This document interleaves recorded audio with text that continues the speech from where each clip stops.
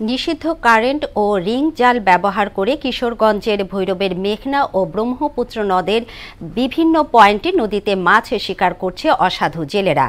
এর ফলে হারিয়ে যাচ্ছে দেশীয় প্রজাতির নানা মাছ। স্থানীয়দের অভিযোগ, নিষিদ্ধ জাল বিক্রেতা এবং মজুতদারীদের বিরুদ্ধে কোনো অভিযান নেওয়া হচ্ছে না। অচিরেই তাদের বিরুদ্ধে আইনগত ব্যবস্থা নেওয়া হবে বলে জানিয়েছেন উপজেলা নির্বাহী অফিসার। জামাল আহমেদের প্রতিবেদন, জানাচ্ছেন আফরিন পপি।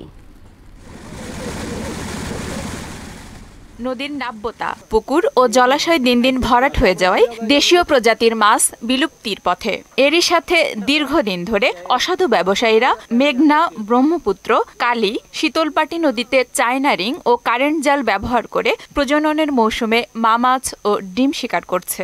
এ কারণেই মাছের সংকট দেখা দিচ্ছে। বাজারে গিয়ে হতাশ হচ্ছেন ক্রেতারা। দেশীয় প্রজাতির মাছ রক্ষায়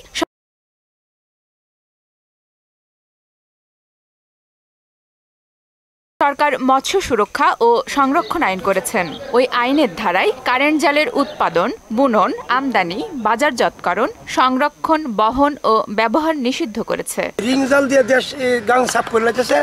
এখন আমরা বাজারে গেলে মাছ পাইতেছি না। যে জায়গা থেকে তো এরকম কারেন্ট জাল মনে করেন এই জায়গাতে বন্ধ করে ভালো হইবে বেশি। কারেন্ট জাল দিয়ে মাছ মারালে আমরা সুতার জাল দিয়ে মাছ পাই না, আমরা অনেক সমস্যা। পুলিশের অভিযান করে ভৈরব বন্ধ করে দেখতে তো আমরা আনতাম না, আর আমরা হতে হইতাম না। প্রশাসনের পক্ষ থেকে আমি চাই অভিযান চালাক ভৈরব বাজার গোদামে।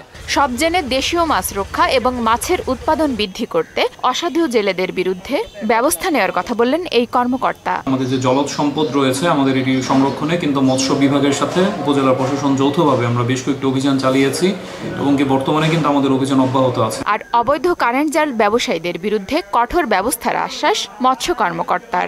অবৈধভাবে কারেন্ট জাল এবং চায়না দুয়ারি জাল বিক্রি করতেছে, এই সম্পর্কে আমাদের কাছে তথ্য আসতেছে। তো আমরা খুব তাড়াতাড়ি তাদের বিরুদ্ধে মোবাইল কোর্ট পরিচালনা করবো এবং তাদেরকে আইনের আওতাভুক্ত করবো।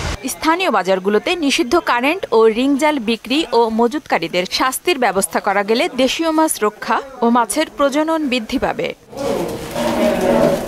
আফরিন পপি, মোহনা সংবাদ।